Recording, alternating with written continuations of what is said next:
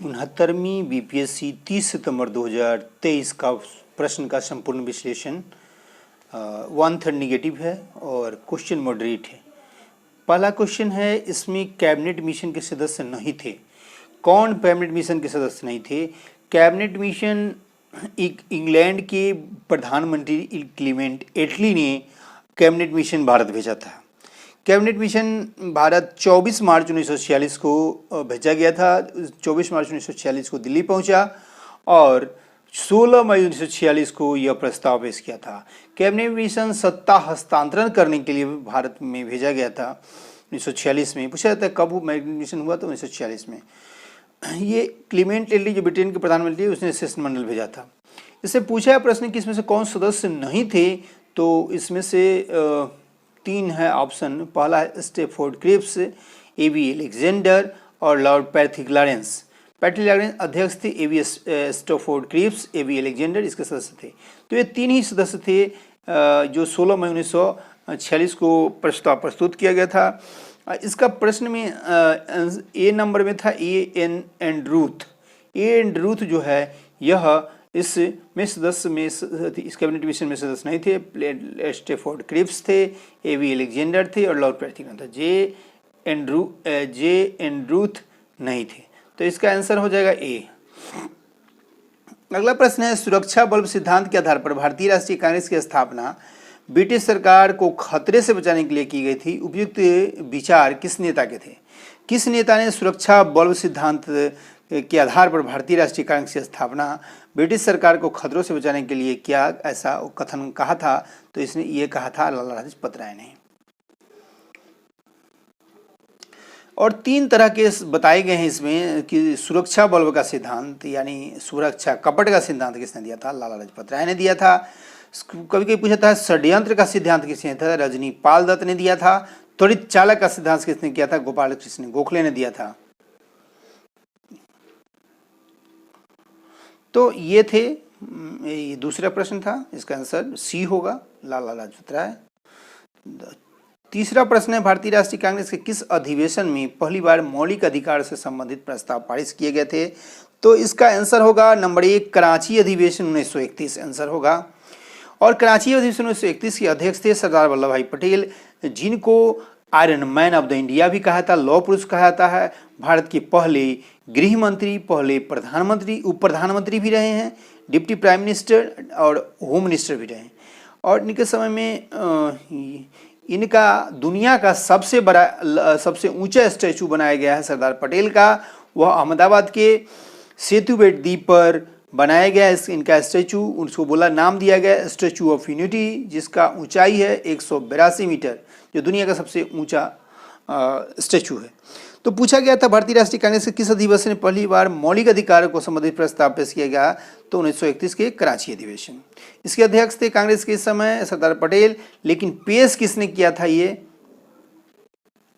तो मौलिक अधिकार को? तो जेल जवाहरलाल नेहरू ने। अगला प्रश्न है आपका चौथा नंबर प्रश्न होगा, 1857 के विद्रोह के विफलता के कौन से कारण थे? तो ये स्टेटमेंट है। तो इसका आंसर है उपयुक्त में से, इसका आंसर सी होगा, उपयुक्त सभी। पहला था अंग्रेजों की सैन्य श्रेष्ठता। दूसरा बी में था विद्रोहियों के पास कोई एकीकृत कार्यक्रम या विचारधारा नहीं थी और समाज के सभी वर्गों के समर्थन का अभाव था।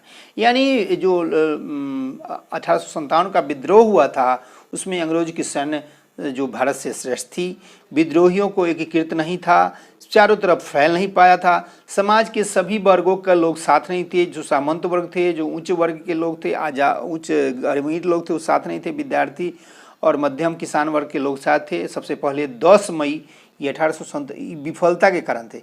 ये 10 मई 1857 को मेरठ से शुरू हुआ था। इस समय वायसराय थे लॉर्ड कैनिंग थे इसके वायसराय, और इसका रोटी और लाल कमल और रोटी। तो यह था। अगला प्रश्न है, बिहार का वह कौन सा रसोइया बिहार का कौन सा रसोइया यानी कुक था जिसने 1917 में महात्मा गांधी की हत्या के प्रयास को विफल कर उनके भोजन में मिले जहर से उनकी जान बचाई थी? ये पहले भी बीपीएससी में पूछे जा चुके हैं। तो इसका आंसर था सी, बटक मियाँ। बटक मियाँ ने इनकी जान बचाई थी महात्मा गांधी का 1917 में। अगला प्रश्न है 1937-38 के दौरान बिहार में बकास आंदोलन किसके द्वारा आयोजित किया गया था? तो ये स्वामी सहजानंद सरस्वती थे, इन्हीं के द्वारा बिहार में बकास आंदोलन शुरू किया गया था। ये इनका जन्मभूमि तो उत्तर प्रदेश थी, लेकिन कर्मभूमि बिहार रही है। आइए अगला प्रश्न देखते हैं। भारत की स्वतंत्रता संग्राम के दौरान घटनाओं पर विचार कर कालक्रम में सही अनुक्रम में लगाना है। तो यह होम रूल आंदोलन तो कब हुआ? होम रूल आंदोलन, सूरत विभाजन, खेरा सत्याग्रह, मार्ले मिंटो। तो इसमें है कालक्रम कब कब हुआ, उसको सीरियल वाइज से सजाना है।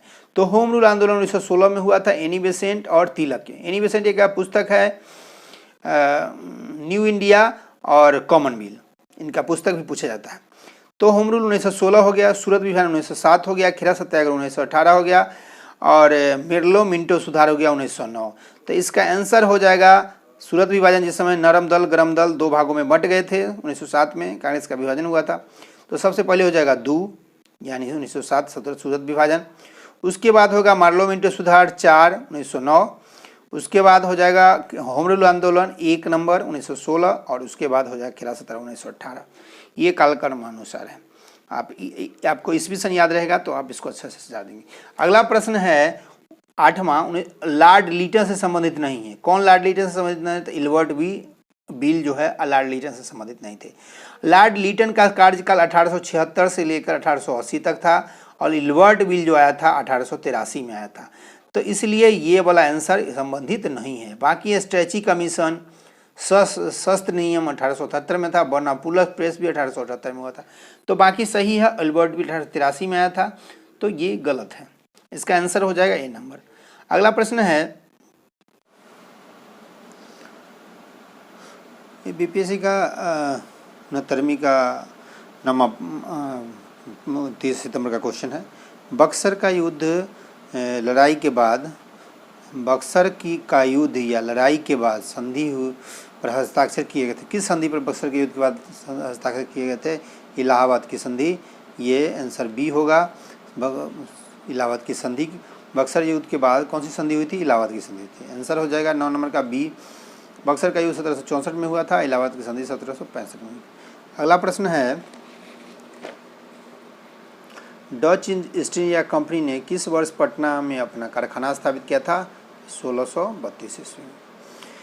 अगला प्रश्न है किस आंदोलन में महात्मा गांधी ने भूख हड़ताल को हथियार के रूप में सर्वप्रथम प्रयोग किया था? तो अहमदाबाद हड़ताल या अहमदाबाद मिल मजदूर 1918 में हुआ था। उसमें 20 दे रहा था अंग्रेज और 50 डिमांड था, लेकिन जाके 35 पर इसका देने के लिए सॉर्ट आउट होगा, तराजी हो गया। 12वां प्रश्न है 1942 में भारत छोड़ो आंदोलन में बिहार के नेताओं का महत्वपूर्ण योगदान रहा।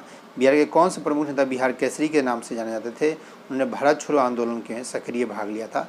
तो श्री कृष्ण सिंह सी नंबर से हुआ, जो बिहार के पहले मुख्यमंत्री थे। भारत का आज़ाद शत्रु कहा जाता है डॉक्टर राजेंद्र प्रसाद, भारत के प्रथम राष्ट्रपति को। चंपारण आंदोलन के जन आंदोलन की प्रक्रिया में ब्रिटिश सरकार ने इस मुद्दे के समाधान के लिए कदम उठाया था। इसका आंसर होगा डी नंबर आंसर, चंपारण कृषि समिति की स्थापना। यही आंसर सही होगा। बाकी में था कि चंपारण एक राज्य बना, महात्मा गांधी को इसमें राज्यपाल नियुक्त किया गया, तो ये सब गलत है। अब है 14 नंबर क्वेश्चन, सूची 1 को सूची 2 से मिलाना है। पहला है ए में है भारत सेवक समाज की स्थापना, तो इसका हो जाएगा भारत सेवक समाज की स्थापना, ए का हो जाएगा दूसरा गोपाल कृष्ण गोखले। दूसरा बी नंबर है तत्वबोधिनी सभा, तत्वबोधिनी सभा का आंसर हो जाएगा देवेंद्रनाथ टैगोर। तीसरा है सी नंबर आत्मीय सभा, आत्मीय सभा का होगा तीसरा नंबर राजा राम मोहन राय।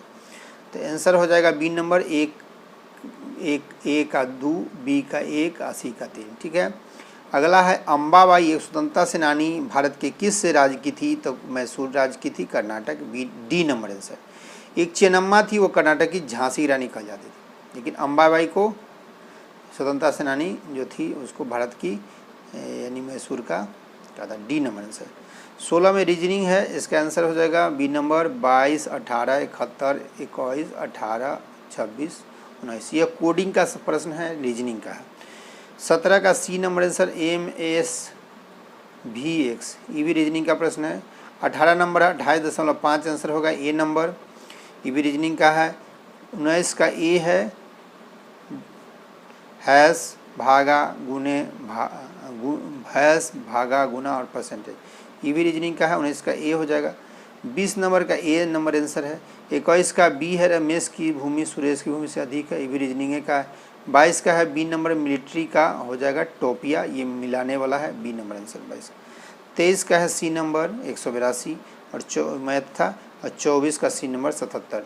मैक्सिमम इस बार रीजनिंग ना पूछेगा, मैथ ना पूछेगा, रीजनिंग पूछेगा। 25 का है ना तो ए और ना ही बी कथन अनुसरण करता है, ये भी रीजनिंग का था। 25 तक है। 26 में है साइंस का क्वेश्चन, कौन सी तरल बिजली का कुचालक है, उसमें से कोई नहीं होगा आंसर इसका। नींबू का रस, नमकीन पानी, संतरे का रस, ये तीनों जो है बिजली का सुचालक है, पूछला कुचालक, तो इनमें से कोई नहीं, यानी डी आंसर है। 27 नंबर है डीएनए डबल हेलिक्स संरचना की खोज किसके द्वारा की गई थी, तो जेम्स वाटसन और फ्रांसिस क्रिक के द्वारा। ये बीपीएससी में पहले से ही पूछे गए हैं क्वेश्चन। 28 नंबर क्वेश्चन, अलग अलग द्रव्यमान की दो वस्तुएं चंद्रमा की सतह के पास स्वतंत्र रूप से गिरने से होगा। डी नंबर होगा किसी भी क्षण एक ही वेग होगा, मतलब किसी भी क्षण होगा तो वेग एक ही तरह से होगा। डी नंबर है 28 का। 29 का है वेक्टर टी के प्रतिरोध शक्ति प्रदान करने के लिए कैसे काम करता है। वेक्टर टी के प्रतिरोधक शक्ति प्रदान करने के लिए कैसे काम करते हैं, तो इसका ए नंबर होगा सीधे कोशिकाओं में प्रवेश कराकर और उन्हें स्पाइक प्रोटीन बनाने में सक्षम बनाता है। 30 नंबर है लगातार नई परत जोड़ने वाली प्रक्रिया कौन सी है, तो डी है समुद्र तल का फैलाव।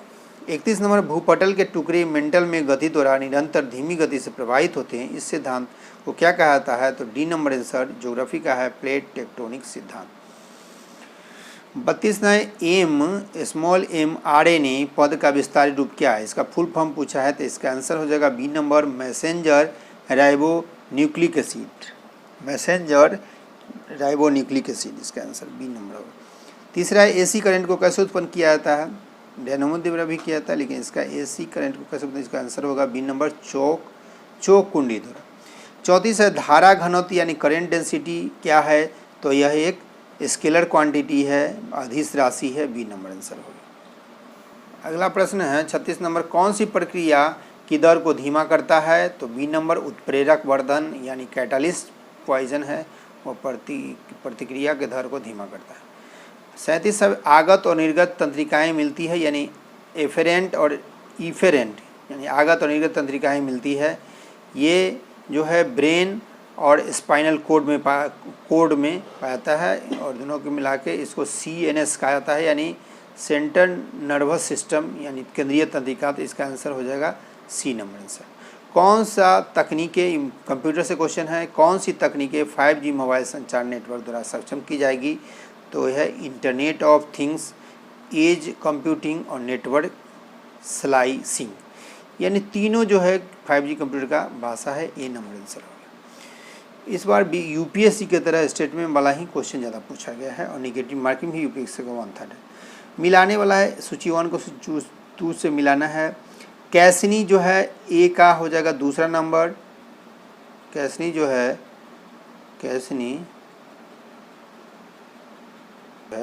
यह इसका है 2 नंबर, इसका है ए का 2 नंबर शनि और उसके वलय है कैसनी ह्यूरोन्स।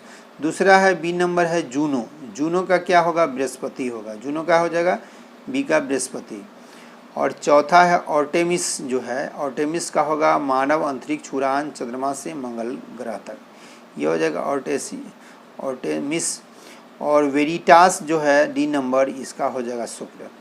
ये था मिलान वाला। 40 नंबर क्वेश्चन है, कपड़ा है उत्पत्ति है, सूची 1 का सूची 2 से मिलाना है। कपड़ा है तो दूसरा पहला ए नंबर में है लिनेन जो है वह सन का पौधा है। बी नंबर में जूटा का कोयर, ये है, इसका हो जाएगा एक नारियल का पौधा है जूटा कोयर। सी जो है मोहायर जो है क्या है, अंगोरा बकरी की प्रजाति है, 4 नंबर। लिनेन जो है ए का जो हो जाएगा वो है सन का पौधा। जूटा कोयर जो है उसका ए हो जाएगा, ए बी का हो जाएगा नारियल, पहला नंबर। और मोहायर जो है सी नंबर, वो सी नंबर का हो जाएगा अंगोरा बकरी और डाउन जो है डी नंबर, इसका हो जाएगा आपका बत्तख, और डी का हो जाएगा तीसरा नंबर बत्तख और ग्रीज के पंख। आंसर हो जाएगा डी नंबर, ए का ए 2, बी का 1, सी का 4 और डी का 3, ये आंसर हो जाएगा। अगला प्रश्न 41 निम्न से कौन सा निम्नलिखित कथन पर विचार कीजिए, कौन सा सत्य है। तो टेनियासिस एक आंत का संक्रमण है जो टेप वर्म की 3 प्रजातियां टेनिया सोलियम, टेनिया सगिनाटा और टेनिया एशियाटिका के कारण होता है। ये सही है। कथन दूसरा है, जब मस्तिष्क में सिस्ट विकसित हो जाते हैं तो इस स्थिति को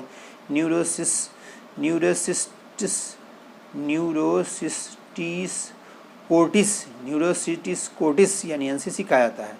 ये ए नंबर आंसर है, दोनों सही है। 42 नंबर है, कौन कंप्यूटर की भाषा है। कोबरा है, पाइथन है, स्किरल है और जावा है। कोबरा, पाइथन, स्किरल और जावा उपयुक्त सभी यानी डी नंबर आंसर होगा, सारा कंप्यूटर की भाषा है। 43 का है कि हाल ही में समाचारों में देखी गई चैट जीपीटी में जीपीटी का पूर्ण रूप यानी फुल फॉर्म क्या होगा। तो जीपीटी का होगा generative pre trend transformer, generative pre trend transformer, इसका फुल फॉर्म होगा ए नंबर। 44 में से कौन था जीभ के स्वाद नहीं है। मीठा, कड़वा, नमकीन, मसालेदार, उमामी, खट्टा और तीखा। इसमें से कौन सा जीभ का स्वाद नहीं है। तो ये जीभ है, जीभ में साइड में जो होता है खट्टा नमकीन होता है, इस साइड में भी खट्टा नमकीन होता है और आगे वाला जो भाग होता है उसमें मीठा होता है, बीच वाला भाग होता है उमामी होता है और पीछे वाला भाग होता है वो कड़वा होता है। तो इसका जो है सही है, पहला मीठा सही है, कड़वा सही है, नमकीन सही है।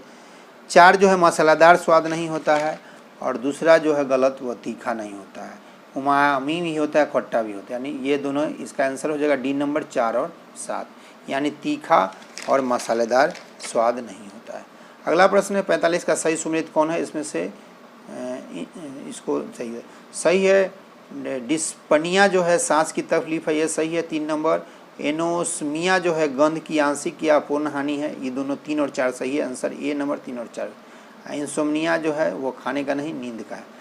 तो ये 47 नंबर अगला 46 नंबर अगला क्वेश्चन है, ब्रह्मांड में पल्सर क्या है। इसका आंसर होगा डी, किसी तारे के विस्फोट को पल्सर कहा जाता है।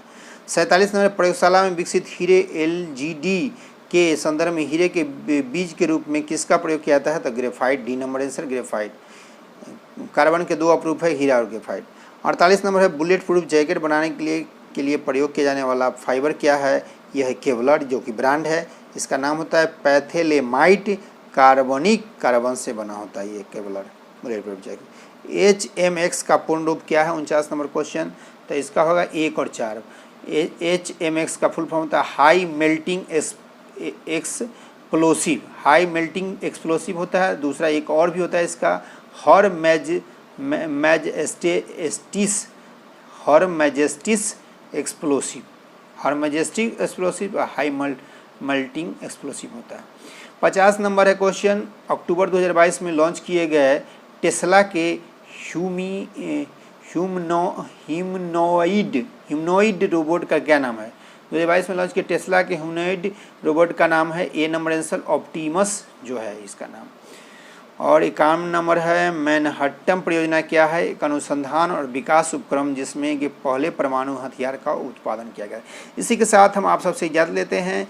ये था बीपीएससी 69वीं जो 30 सितंबर को हुआ, उसका 50 क्वेश्चन का संपूर्ण विश्लेषण था। और इसके साथ हम आप सबसे इजाज़त लेते हैं। पी के पार्थिव ट्यूशन से जुड़े रहें, लाइक सब्सक्राइब और शेयर करें ताकि हम इसी तरफ से वीडियो लेके आते हैं। अगले वीडियो में आप फिर 50 क्वेश्चन का बीपीएससी का पूरा संपूर्ण विश्लेषण देखेंगे। 50 चूँकि वीडियो बड़ा ना हो इसलिए 50 क्वेश्चन लेके आए हैं। धन्यवाद।